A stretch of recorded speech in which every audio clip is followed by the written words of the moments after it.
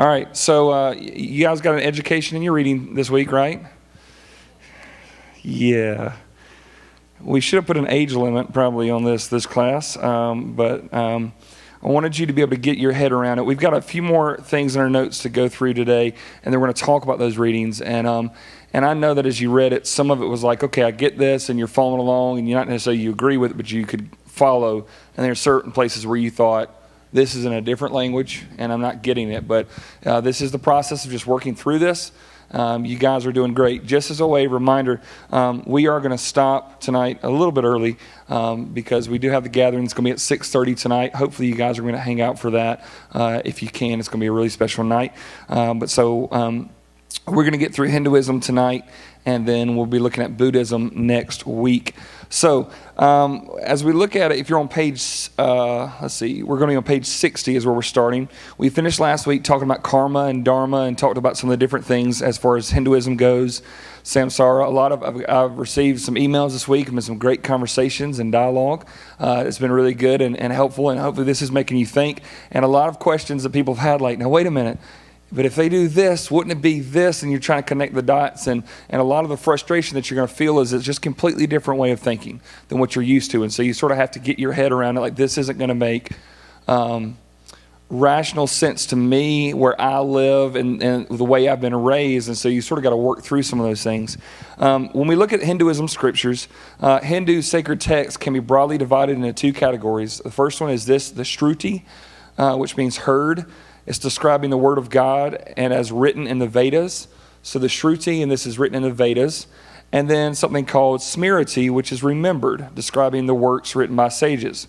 So, and for lack of better ways, think of the first category, Shruti, as those that's, okay, this is from a God, this is spoken on behalf of a God, and really, really weighty. And then the Smriti is something that someone, a sage, someone who's studied Hinduism and follow, this is sort of their commentary on life and faith and whatnot. And so they hold them as different levels.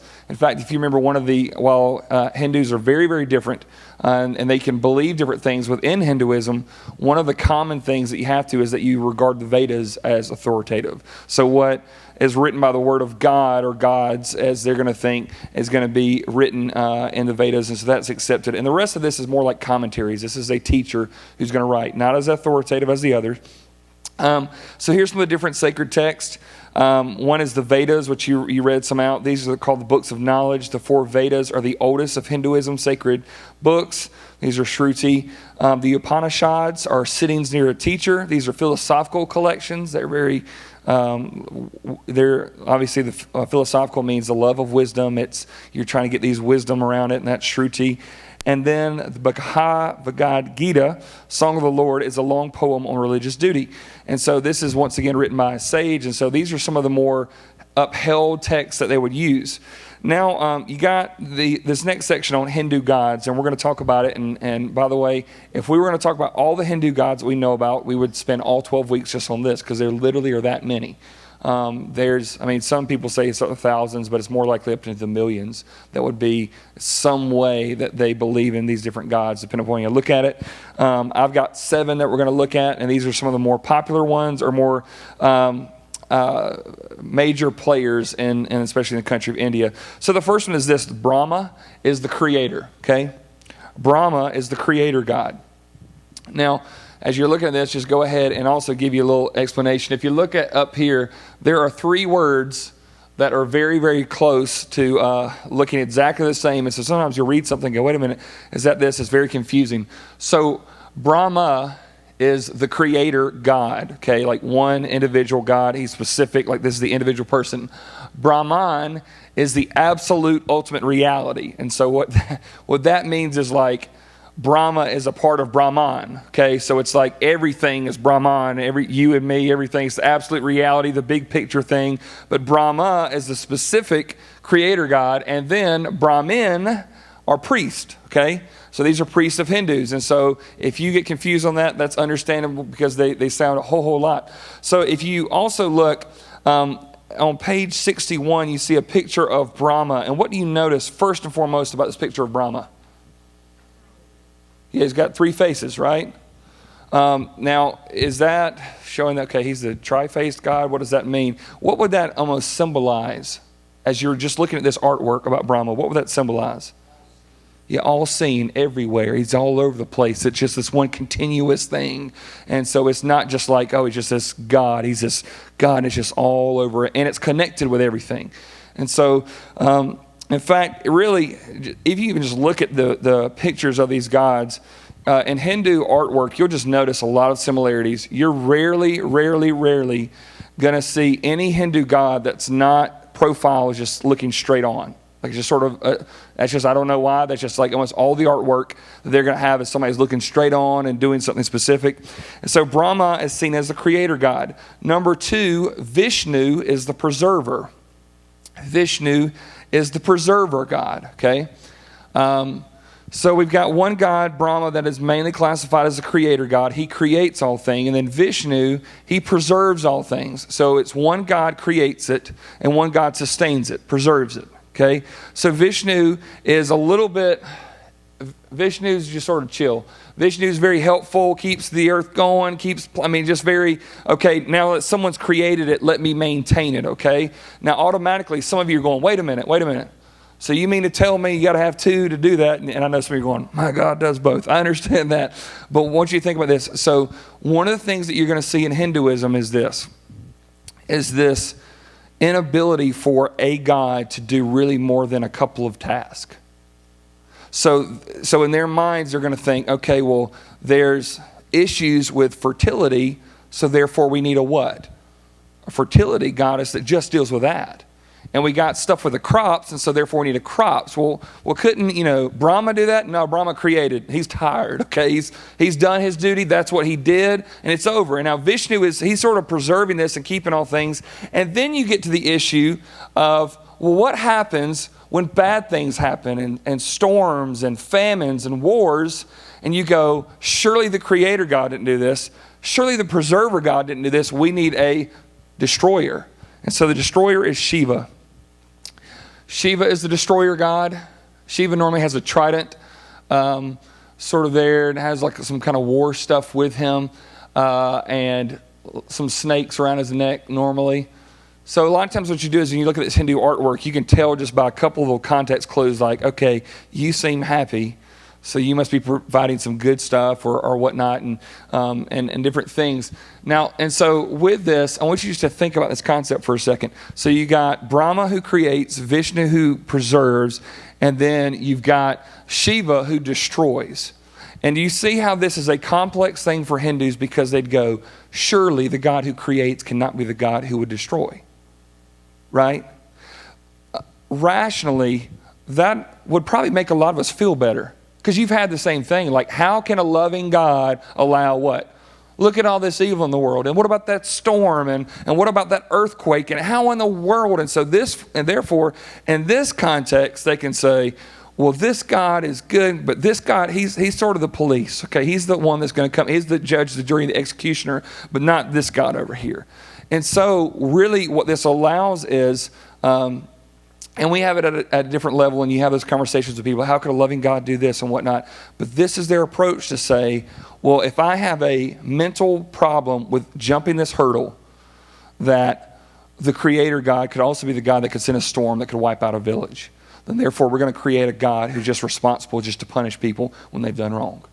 And so that's sort of how these 3 gods are sort of the big boys of Hinduism that are going to do. But you're going to see some other popular deities that really come into play. There's Ganesh as our next one on the list. Ganesh is the elephant-headed god. He is the remover of obstacles. He's popular. A whole lot of, if you've seen some Hindu artwork, the elephant-faced god is always Ganesh. And once again, most of Hindus are going to be in India, so there's going to be a lot of things to do with elephant here. So he's the remover of obstacles. So if you feel like that there is something that's happening in your life that's stopping you from doing what you want to do and you're trying to get over it, who do you pray to? Ganesh. Who do you sacrifice to? Ganesh. When you need something that Ganesh can provide, you go to Ganesh. And you don't worry about the other ones. It's like, I need a specific, this kind of thing, so therefore I'm going to go to this God. So you have these creator and preserver and destroyer, but then also at another level, you've got these kind of specific individual approach to it. The next one is Lakshmi. Lakshmi is the goddess of fortune and beauty. So therefore, if you want to get rich, who do you pray to? Lakshmi. If you want to be beautiful, who do you make a sacrifice to? Lakshmi. And so therefore, she's going to be what? She's going to be beautiful. She's going to, this fair maiden, and there's an elephant floating in the background. And also, if you notice something else about most of these, how many arms do they have? At least 4. And it's just, once again, just sort of the all-pervasive, just like we're everywhere. It's all connected. And even though I'm an individual God, I'm also connected to all these other gods. Yes, sir?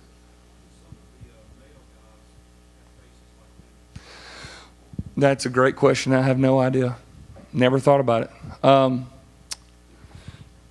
That's a great question. I think really in their culture, a lot of, especially in the Indian culture, a lot of attractive features, and this is me really playing off the cuff right now, so I could be totally wrong with this, but I believe that a lot of the attractive features, and especially the Indian culture, very distinguished eyes, very narrow and full faces, and so you're going to see it's not a, there is a masculinity to it, and in our context, it sort of looks feminine to them. It's like, no, it's beautiful. It's not, they don't have a sunken in face, they're not, emaciated, that kind of thing, and so the distinguished eyes, and a lot of them will have some type of eye makeup on to distinguish even the male figures. So I think that has more to do with their version of what beauty would look like. And if you've ever studied anything in a culture, you know that in certain cultures, beauty will be defined this way, and then it goes to another culture and like, oh, why would you do that? So I think that has something to do with it, but I could totally be off.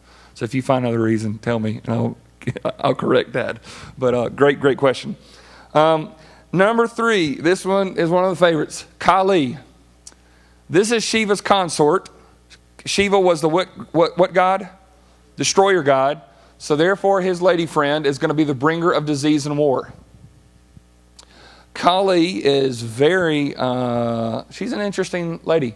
You really can't tell this in your workbook, but maybe you can see this on the screen here. Can you see what one of her necklaces is? Heads. Just heads all around it. So if you see a necklace of heads, that's Kali. That's the necklace that she asked Shiva for Christmas. She's got a head in her left hand. One of her left hands, she's got obviously some type of blade. She's got some blood on the mouth kind of deal. She's standing over someone that she's pounced, and then there are people that are behind her yelling, and there's war. And so Kali is seen as the bringer of disease, the bringer of war, a very scary and frightening female figure. And so if there's a war going on, if there's a famine going on, if there's some type of evil going on, you are going to try to appease this woman because she's angry, y'all. I mean, she's mad. I mean, she's really, really mad and very, in fact, some of you may not have realized this, but you have at least heard about her in a movie. Does anybody remember what movie it used to be? Temple of Doom, Indiana Jones and the Temple of Doom. Do you remember what country they were in? India. And what were the people in the underground? They were chanting, Kali, Kali, Kali. And there was just this weird kind of worship going on, and they're taking people's hearts out and all kinds of stuff. That would be her. That's the goddess that they're sort of applying to and going to. So Kali is married, or their boyfriend and girlfriend, to Shiva, and Shiva's the destroyer god, but Shiva is somewhat rational, and when you read a lot of their stuff, Shiva's sort of rational, and he will punish and he will do stuff. Kali, she's just crazy. She will just wipe people out just because the wind is blowing in the opposite direction of what she wants it to. And so there's just this uneasiness about, we need to do something because she's going to come in here and do this. So most diseases, most wars are blamed on her. And some people go, well, gosh, why would you like her? Well, you better be nice to her, or else she's going to come and bring disaster upon you as well. So Kali is an interesting lady there. Don't ever just if there's single guys here, and there's a few single guys, don't ever, anybody who just has dripping blood don't go there, okay? Number 4 is Hanuman. Hanuman's the monkey god. Hanuman, there's not a whole lot of stuff that Hanuman does except the fact that he's the monkey god and he's sort of popular in India. I think and I'm not being rude here. I think it's just it's cute. There's a lot of monkeys in the area. And so Hanuman's the monkey god, and he really doesn't have a whole lot of powers in the whole grand scheme of Hinduism, but people like him. So he's a monkey-faced god and does some things, but those are some of the more popular gods. But like I've said, there are so many other ones, and in fact, some of these would have different names attributed to them and going through that. So main thing I want you to see is this. In this system, if you need a certain something, it's like, Hinduism is almost like a yellow pages of gods and goddesses. I need a plumber today, so I'm going to go find a temple for this god. And that's not me being rude, that's just honest. I've been in certain places where you'll go and you'll see a shrine put up, and then there will be women who will come and offer sacrifices to a shrine of a certain god, and it is because either A, they're wanting to get pregnant and they cannot, or B, they have aborted a baby and they're wanting to make sure they get forgiveness from this goddess. And so a lot of that plays in Hinduism. If something specific, you go to that person in general. And so one of the things that you realize is that even the most powerful god or goddess in here is very limited in their scope, limited in their power, limited in what they can do. And so that's just sort of reality with the Hindu gods. Turn the page really quick. Some other info on Hinduism, just a few other things to know. An avatar is the incarnation of a god. Avatar is the incarnation of a god. Not just a movie, but if you really think about it, there's a whole lot of stuff going on. In fact, how many of you have seen the movie Avatar? Some of you have? Okay, great. A lot of you have. Compelling, incredible, special effects and stuff. And yet, what is the movie all about? It's about connecting with the one life force that goes through everything.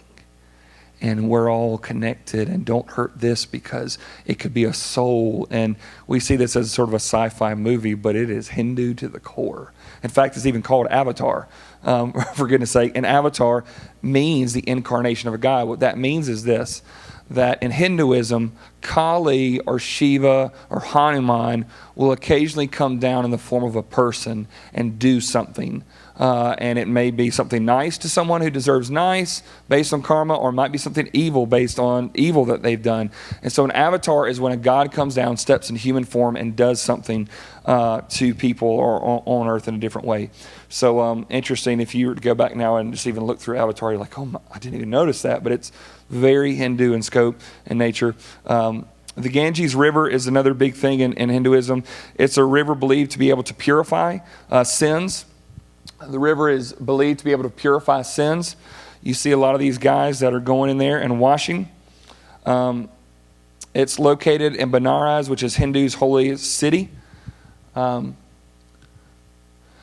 of you just looking at that water and you're thinking, there ain't no way I'll be stepping in that water. I know what you're thinking. Some of you are you're too much of a germaphobe, but this is it is a public bathing kind of area that you're going to go into, and this is the ability to wash sins. And also there's a lot of animals in there and whatnot that also come in there to bathe. Pilgrims come from all over to bathe in the Ganges River.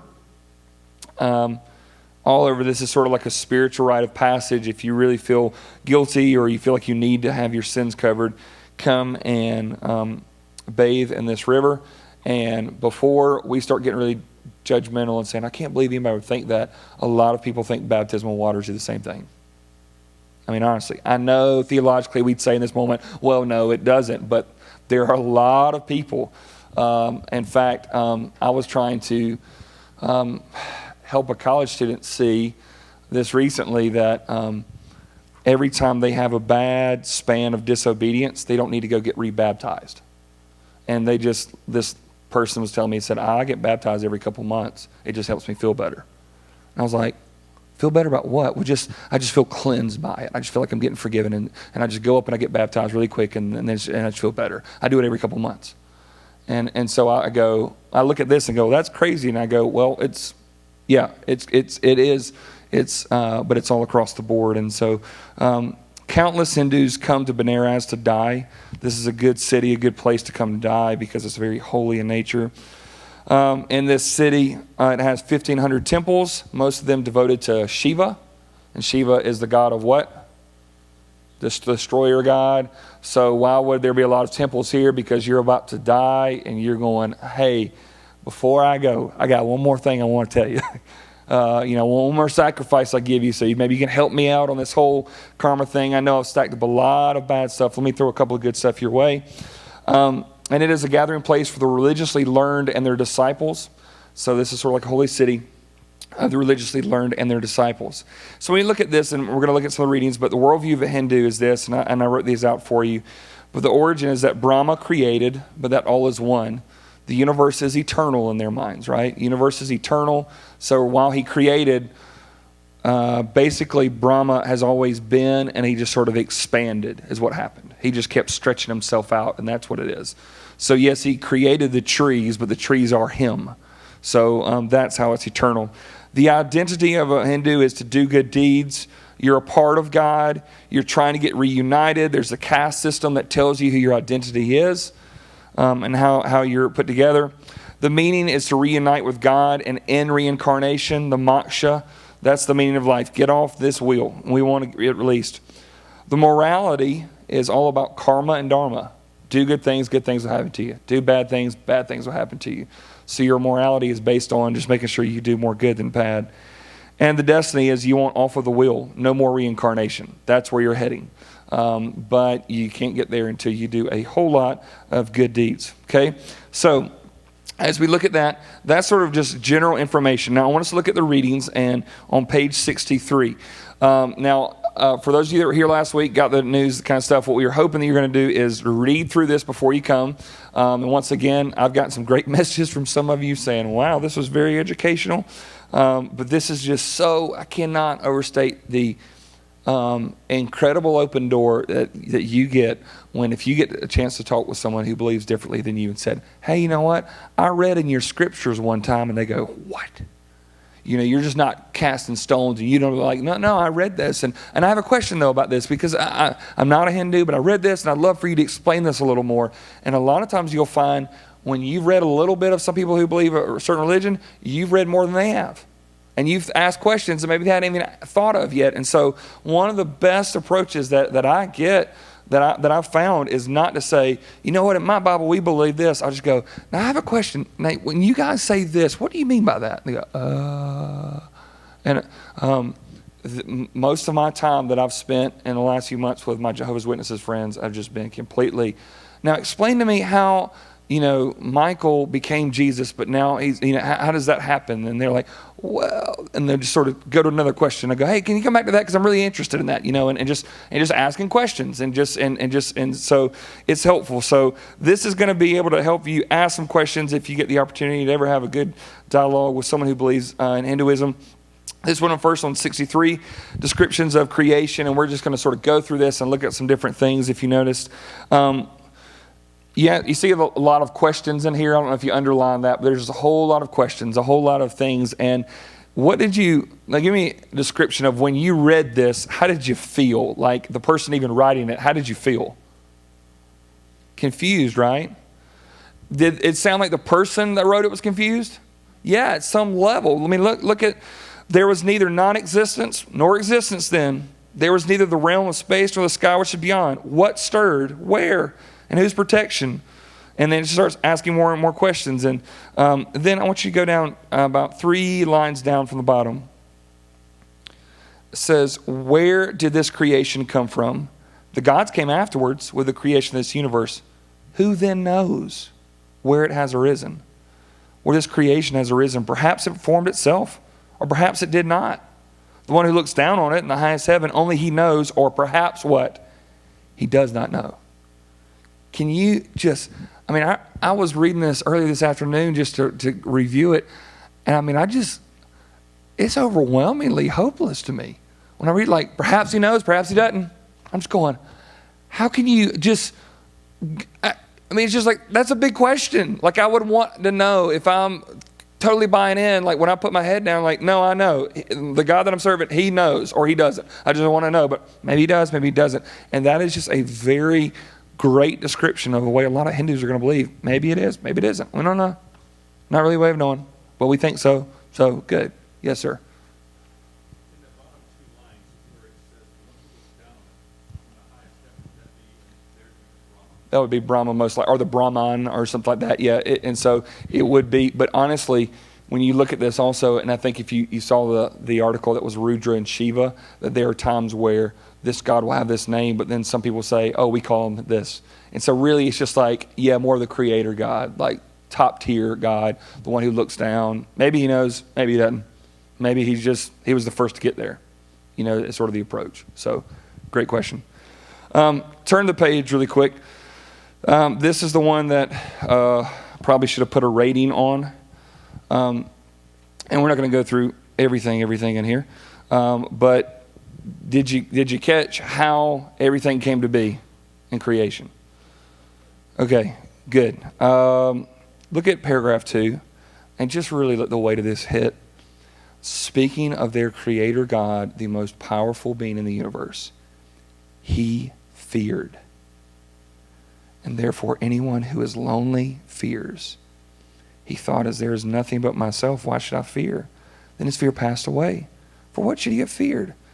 But he felt no delight. Therefore a man who is lonely feels no delight. He longed for a second person. So for a Hindu,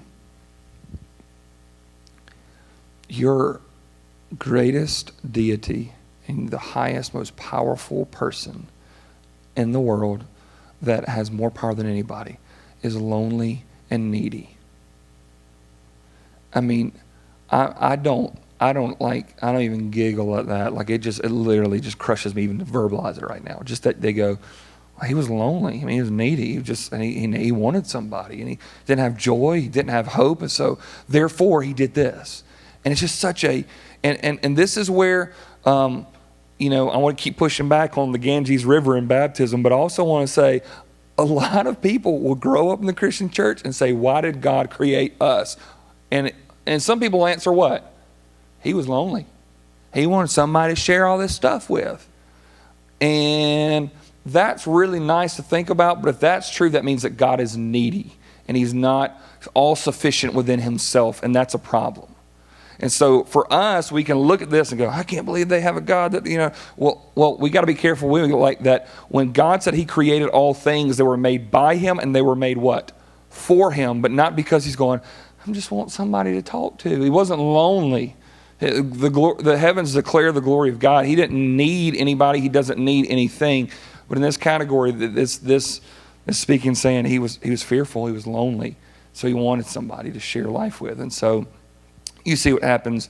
He made himself fall into, had relations with himself, and then the woman side of him says, I can't believe this happened. This is wrong because I used to be a part of him. So she turned into a what? Cow. And so therefore he turned himself into a bull, and therefore what was created? All the cows. And then it just goes down and down and down the list to everything that we know was created through this pattern. And once again, this was the moment in world religions at Lander, I thought I'd really gotten to where, hey, we're going to be tolerant of everybody, and even if they don't believe different than you, we're going to blah, blah, blah. And this was the reading that I have this jock in the back who goes, hold on a second, Dr. T, are you meaning to tell me that God was lonely, and therefore he split himself in half, had relationships with himself, and that's how I'm here? And I said, yeah. He goes, I don't care what you say. That's crazy. I was just like, okay. I was like, before we go, but there is a need in a whole lot of religious systems to try to say, okay, where do volcanoes come from? We need an answer. So therefore this happened. Or how did cows get here? And so this is the explanation of how they believe that all things that we know came to be.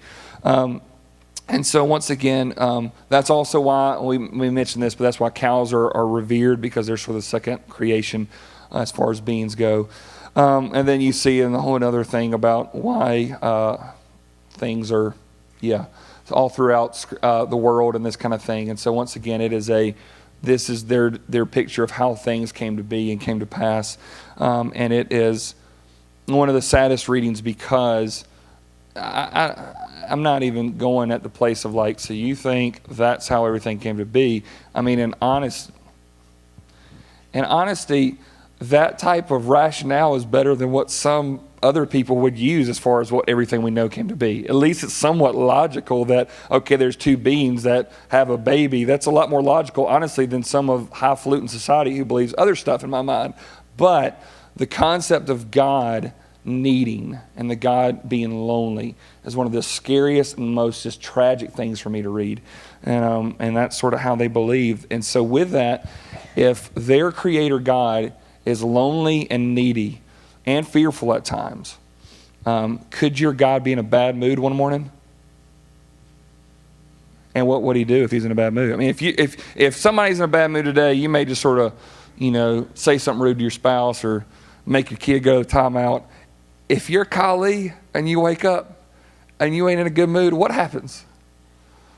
I mean, some earthquake's going down. I mean, it's just that is. And so there is a sense of like, I hope they're in a good mood today. And so therefore provide gifts and honor and make sure to keep their temperament okay and stroke their ego and make sure. And so there's that approach, because God at any point can just have a bad day and just completely ruin all this for us. So turn the page. Rudra and Shiva, once again, these are sort of worship of one God, but yet it sort of can be called different things. If you look at, we're just, once again, and hopefully you've read this, we can't go through all of it together. If you look at page 67, the Blessed One exists in the faces, the heads, the necks of all. He dwells in the cave of the heart of all beings. So this Blessed One, he's talking about a God, but what does that show us? That shows us that God is what? In everything, right? I mean, he's in the faces, he's in the necks, he's in the heads. He is all-pervading, and therefore he is omnipresent Shiva. Omnipresent means what?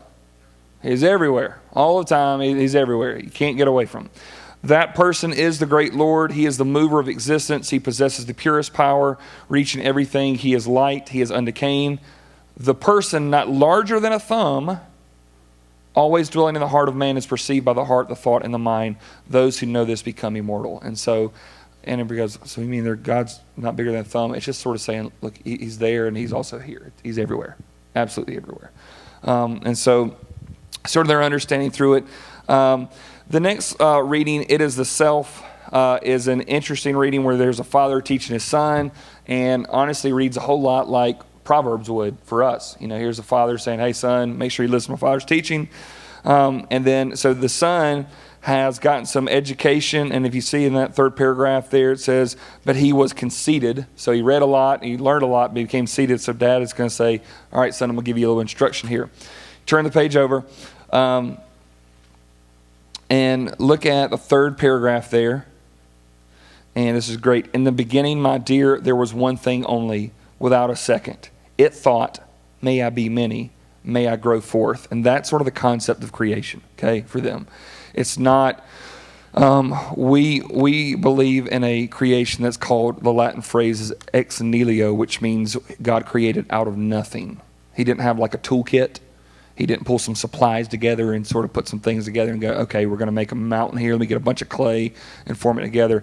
There was no substance to pull from. He just said, mountain, and it happened.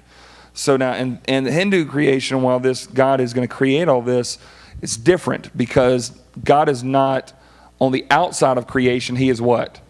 He's a part of it. He just sort of just kept growing, and just it's sort of the Stretch Armstrong kind of thing. It just sort of kept moving out, and therefore now all of a sudden we've got mountains, and now we got a valley, and then we got a river, and now we got, and it just sort of stretches out, moves out, but everything is attached to him, which brings us once again to that thought process of, if God is everything and everything is God, what are we?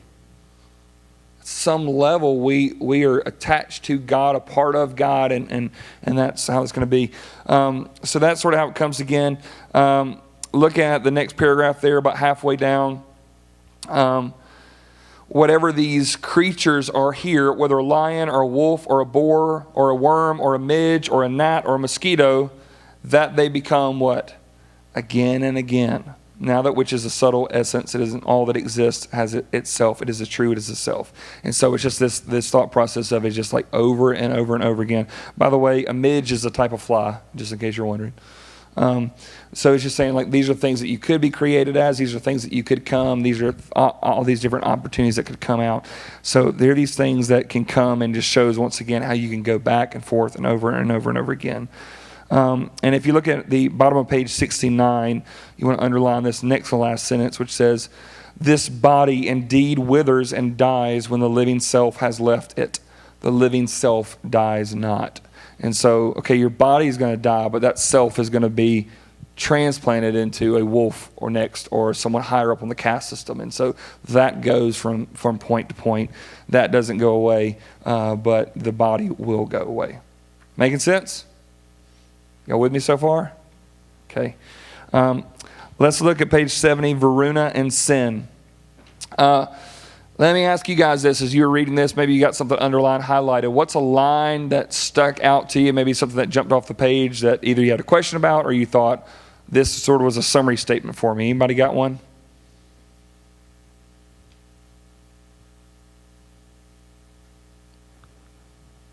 You know what I tell my Lander class? If nobody talks, I just do a pop quiz. All I'm saying. Okay, in a second.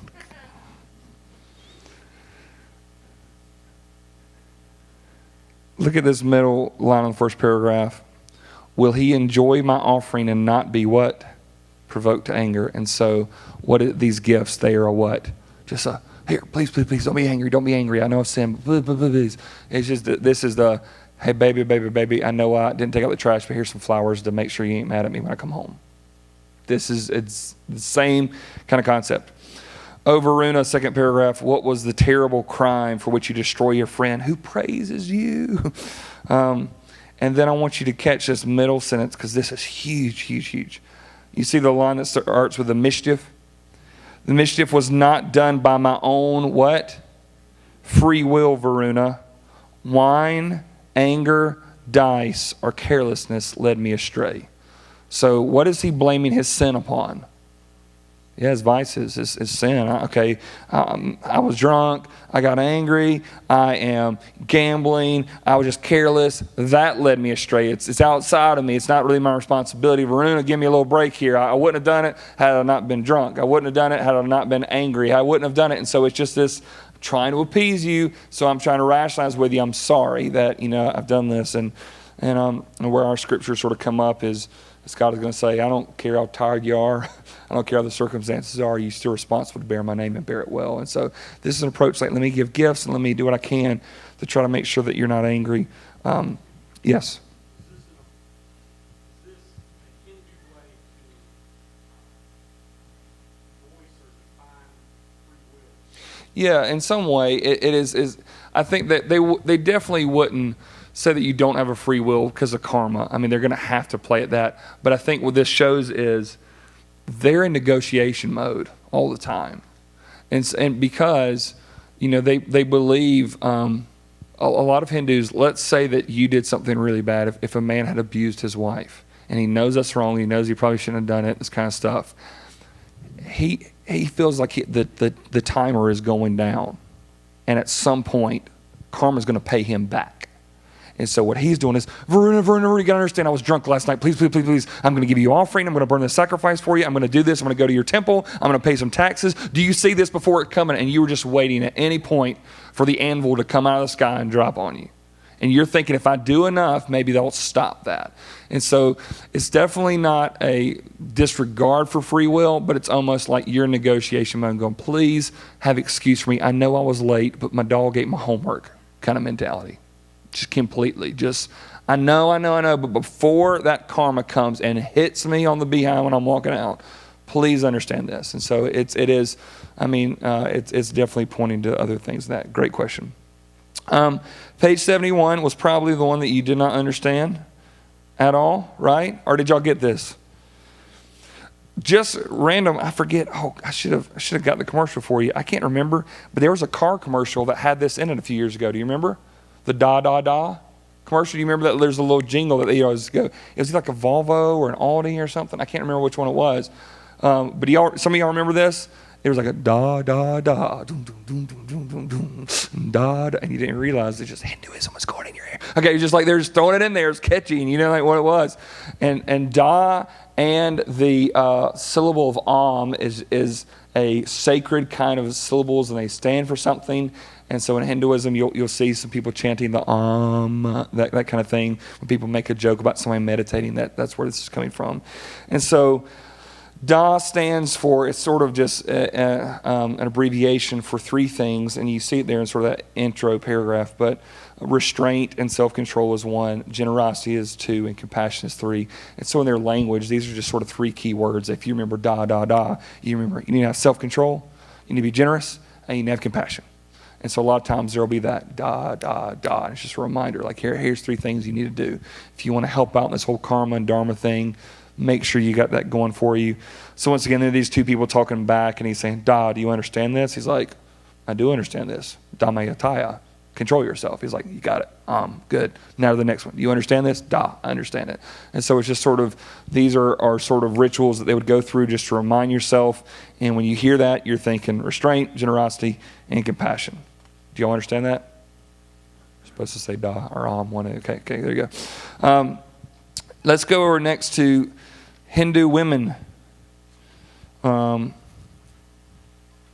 This is where, just briefly, if anyone ever tells you that Christianity oppresses women, it's very easy for you to go into some other scriptures and talk about this, but I also always remind anyone who ever thinks that way. Who were the first people to see the empty tomb? Women. And at that time, culturally, whose word was not accepted in the court of law? Women. And so if you're going to make up a lie, Peter, James, and John, men that you could speak in court, do not start a lie with a bunch of crazy women, some of them with checkered past, running around that saw an empty tomb. That's ludicrous. That is the dumbest thing if you're going to make up the story to say, it was the women who saw it. Oh, really? The women saw it. Well, I'm sure the Savior is risen then. It's literally a movement's suicide to try to say this is what happened. And yet the guy's going, they're the first ones there. We're not going to hide this. They were there. Absolutely, they're the ones. And I don't care if their word can't be in a court of law. They were the ones that were there, and God saw fit that they would be the first ones there. And when you look at this, it's a very different thing. Once again, this first passage talks about how women must be honored and adorned by their fathers, brothers, husbands, and brothers-in-law. And then look at this last sentence on page 72. Men who seek their own welfare should always honor women on holidays and festivals with gifts of jewelry, clothes, and dainty food.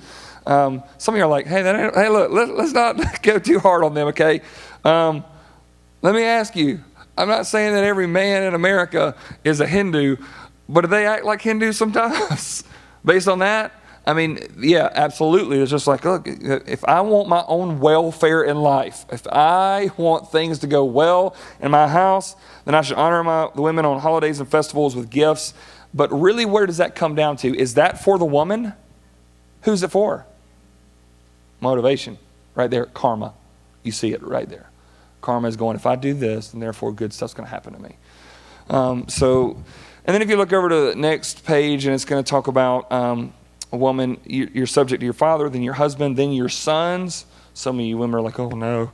Woman must never be independent. Then look at the bottom of page 73. It's about second line, that last paragraph. She shall obey the man to whom her father may give her as long as he lives. When he is dead, she must not insult his memory. That means don't you go looking for another man. In fact, go to the next page, last line of that first paragraph, last sentence. Although your husband, he may be destitute of virtue or seek pleasure elsewhere. Do you understand what that means? Okay. Or be lacking good qualities, yet a husband must be constantly worshipped as a god by a faithful wife. So regardless of what he does, you're responsible. This is your role to play. Next, go down 2 paragraphs there, second line. She may emaciate her body by living on pure flowers, roots, and fruit, but she must never even mention the name of another man after her husband has died. So you can emaciate yourself, look really ugly so another man's going to look at you, would be a great idea. But don't you dare ever even mention the name of another man after your husband has died, because that is a disgrace to him. You're not serving him. It goes on there. In fact, if you look at page 75, top paragraph, she who lives with a man of a higher caste, forsaking her own husband who belongs to a lower one, will become contemptible in this world and is called a remarried woman. By violating her duty toward her husband, a wife is disgraced in this world. After death, she enters the womb of a what? Jackal, and is tormented by diseases as a punishment of her sin. So this is a samsara kind of wheel. So if you do this, therefore, you're automatically, next life, you're going to be a jackal. That's sort of the rule. So you're going to make sure you don't do that. Yes.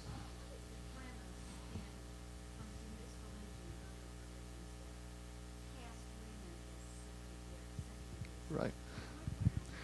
I think a lot of it comes from I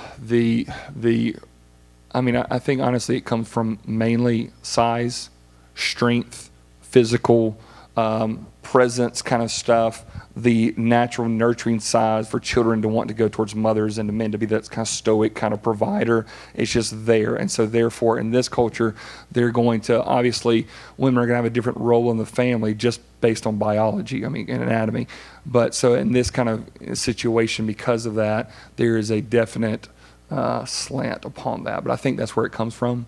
But nobody can really point their finger at like, oh, that's what it is. But I think a lot of it comes from is like just in the anatomy of it all, that how women are going to care for the children. It's sort of seen as this is you take care of the babies and I'm going to make sure that you'll have food and that kind of thing. So I think a lot of that comes from there. And so with this though, there's definitely a women that you can't marry out of your caste system. You saw that, right? But as well as that, really quick, and then I have to go run over there. I'm already 3 minutes late. Outcast. Do you see the dwellings of the untouchables are outside the village?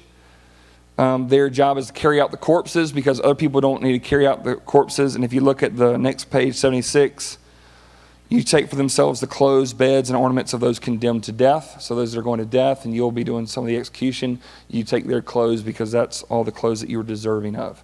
So that's the outcast. Once again, that's the lower caste system. And then charms and spells. Just wanted you to see this really quick. Look at the bottom of page 76. Reverence be to the what? Fever. So if you're sick and you have a fever, it's some kind of spell on you and you need to respect it and realize it's a spiritual matter going on. Look at page 77. Did you catch that? That I want to frustrate a sacrifice aimed at a worshiper of my enemy. So if I don't like him, I'm saying, may it not succeed. I want to destroy your sacrifice. So even in their religious duty, it's like, I'm going to frustrate your worship because I don't like you. And that's fair play. It's all good. Just do it according to this. Obtaining love from a new bride. Put a spell on her. Maybe she'll love you because she had to marry you, but she don't like you. So, please, let me just put some stuff on her. Maybe she'll return the love, and it's not like she's just forced to be with me. She'll actually want me.